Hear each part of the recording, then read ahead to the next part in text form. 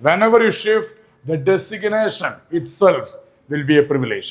നമ്മളൊരു ഡെസിഗ്നേഷൻ മാറ്റിയാൽ പോലും അവിടെ പ്രിവിലേജ് ആണ്.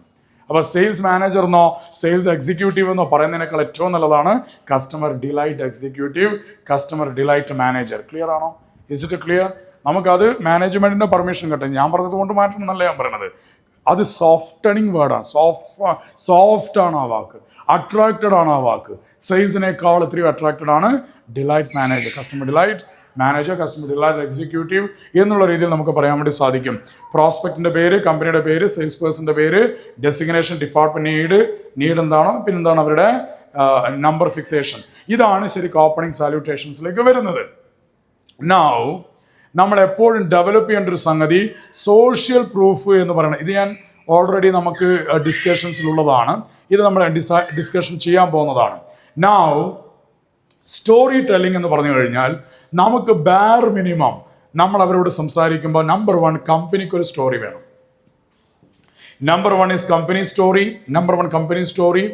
നമ്പർ 2 എന്ന് പറഞ്ഞ brand story. Why status roofing? Company story. ഒന്ന് ബ്രാൻഡ് സ്റ്റോറി, ഒന്ന് കമ്പനി സ്റ്റോറി, ഒന്ന് ബ്രാൻഡ് സ്റ്റോറി. ബ്രാൻഡ് സ്റ്റോറി എന്ന് പറഞ്ഞാൽ എന്താണ്?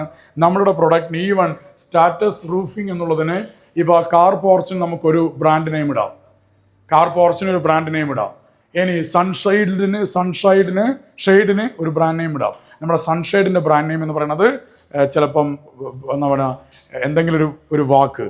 കാർ പോർച്ചിന് നമുക്കൊരു ബ്രാൻഡ് നെയിം ഉണ്ട്. എല്ലാ കാർ പോർച്ചിനും നമ്മുടെ സ്റ്റാറ്റസ് കോന് ഒരു ബ്രാൻഡ് നെയിം ഉണ്ട്. എല്ലാ സൺഷെയ്ഡിനും ഒരു ബ്രാൻഡ് നെയിം, എല്ലാ ഓഡിറ്റോറിയത്തിനും നമുക്കൊരു ബ്രാൻഡ് നെയിം ഉണ്ട്. അപ്പോൾ ശരിക്കും പറഞ്ഞു കഴിഞ്ഞാൽ നമ്മളുടെ കമ്പനിക്ക് അപ്പുറത്തേക്ക് നമുക്ക് ഓരോ ഏരിയാസിനും ബ്രാൻഡാക്കി മാറ്റാം. കാർ പോർച്ചിൻ്റെ ബ്രാൻഡ് എന്ന് പറയുന്നത് ചിലപ്പോൾ എന്താണ് smart fix is only for car porch.